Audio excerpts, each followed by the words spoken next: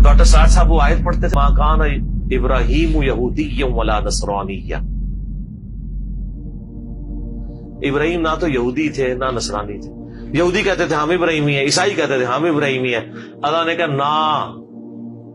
نا، یہی کہا ماں کا یہی مطلب ہے نا، لا ما کان ابراہیم یہودی ولا نصرانی، نہیں ابراہیم نہ یہودی تھے نہ عیسائی تھے، ولکن کان حنیفا مسلما، بلکہ وہ سب سے ٹوٹ کے ایک اللہ کے ہو گئے تھے اور وہ تو مسلم تھے۔ وما کان من المشرکین، اور مشرک نہیں تھے، تم تو شرک کرتے ہو۔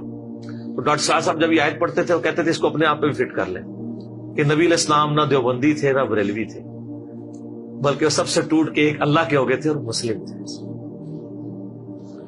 جس بات کی غلطی کا ٹونٹ یہود و نصارہ کو کیا جا رہا ہے ہمیں نہیں کیا جائے گا۔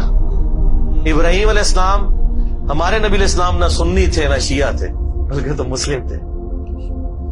وَسَمَّاكُمُ الْمُسْلِمِينَ، اسی پہ اپنا آپ فخر محسوس کریں۔